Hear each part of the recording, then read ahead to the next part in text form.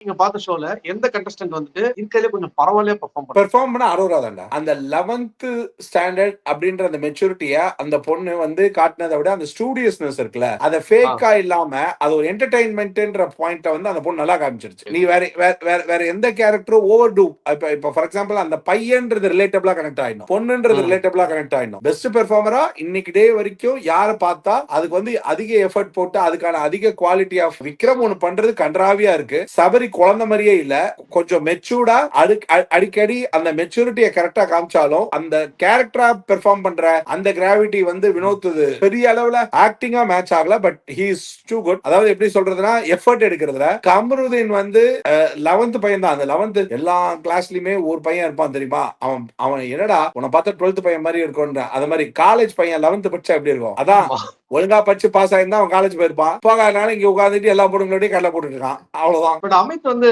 இதே மாதிரி அதான் நீங்க சொன்னதான் என்டர்டைன் பண்றாரா மத்ததெல்லாம் இல்ல, பட் இந்த கேரக்டர்ல இருக்காரு. சாப்பிடும் போது கூட இப்படியே போடுறாரு, இப்படியே ஊத்துறாரு. இதே மாதிரி ஒரு 3 நாள் இருந்தாருன்னா பெஸ்ட் பர்ஃபார்மர் வாங்கி எஸ்கேப் ஆயிடுவார்னு நினைக்கிறேன். கேப்டன் டாஸ்க் வரைக்கும் போவார்னு நினைக்கிறேன்.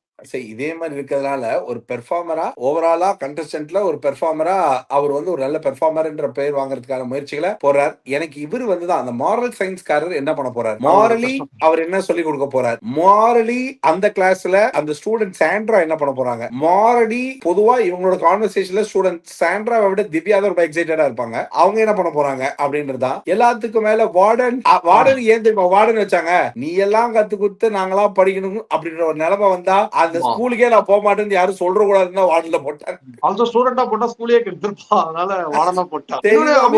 நிறைய சான்ஸ் இருக்கு சார் பெஸ்ட் பிளேயர் வாங்குறதுக்கு. ஏன்னா நிறைய பேரோட சண்டை இல்ல. இப்ப இந்த கேங் அந்த கேங்கையும் அந்த கேங் இந்த கொடுக்க மாட்டாங்க. அமித் மாதிரி ஒரு நியூட்ரலான ஆளு ஒழுங்கா இருந்து 2 விஷயம் நல்லா பெர்ஃபார்ம் பண்ணாருன்றத நல்லா பெர்ஃபார்ம் பண்ண அப்சர்வேஷன்ல பார்த்து கொடுப்பாங்க. இல்லனா இந்த மாதிரி நல்லா பெர்ஃபார்மரை கண்டிப்பா கண்டுக்காம இவங்களுடைய ஆஸ் யூசுவல் அந்த ஓட் சிஸ்டம்ல இவங்களுக்கு யாரு பொதுவா தோதா வருதுன்றத பாத்துருவாங்க. பட் எனக்கு தெரிஞ்சு பேலன்ஸ்டா கரெக்டா டிராவல் ஆயிட்டு இருக்காரு அமித். இந்த பெர்ஃபார்மன்ஸ்ல இன்னைக்கு ஒன்னும் அப்படின்னா இன்னைக்கு பெர்ஃபார்மன்ஸ் ஓவெல்லாம் இல்ல, வண்டி தள்ளினதுல இந்த வண்டி முன்னாடி போயிருக்கு.